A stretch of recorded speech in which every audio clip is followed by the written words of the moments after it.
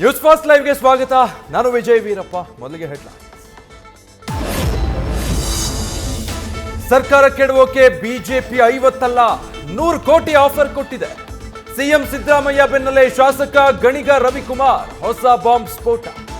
ಎದುರಾಳಿಗಳು ಸಂಪರ್ಕಿಸಿದ್ದ 2 ಕಾಂಗ್ರೆಸ್ ಶಾಸಕರ ಹೆಸರನ್ನ ಉಲ್ಲೇಖಿಸಿ ಆರೋಪ.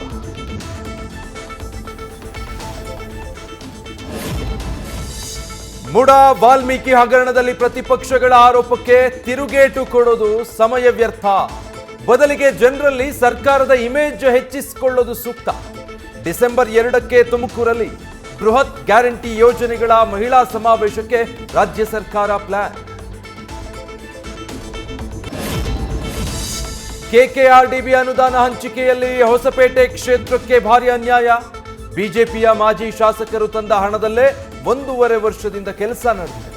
ಈಗಲಾದರೂ ಹಣ ಕೊಡಿ ಅಂತ ಕಾಂಗ್ರೆಸ್ ಶಾಸಕ ಎಚ್ಆರ್ ಗವಿಯಪ್ಪ ಮನವಿ. ಸರ್ಜರಿ ಮಾಡಿಸುವ ಅನಿವಾರ್ಯತೆಯ ಜೊತೆಗೆ ಬೇಲ್ ರದ್ದು ಕೋರಿ ಮೇಲ್ಮನವಿ ಸಲ್ಲಿಕೆಯ ಟೆನ್ಷನ್. ಬೇಲ್ ಕ್ಯಾನ್ಸಲ್ ಆದ್ರೆ ಅನ್ನೋ ಚಿಂತೆಯಲ್ಲಿ ನಟ ದರ್ಶನ್. 2 ದಿನಗಳಲ್ಲಿ ಶಸ್ತ್ರಚಿಕಿತ್ಸೆ ಹಿನ್ನೆಲೆ ಹಲವು ಮೆಡಿಕಲ್ ಟೆಸ್ಟ್ ಮಾಡಲಿರೋ ವೈದ್ಯರು. ನ್ಯೂಸ್ ಫಸ್ಟ್ ನಿರ್ಭೀತಿಯಿಂದ ನಿಮ್ಮ ಪರವಾಗಿ.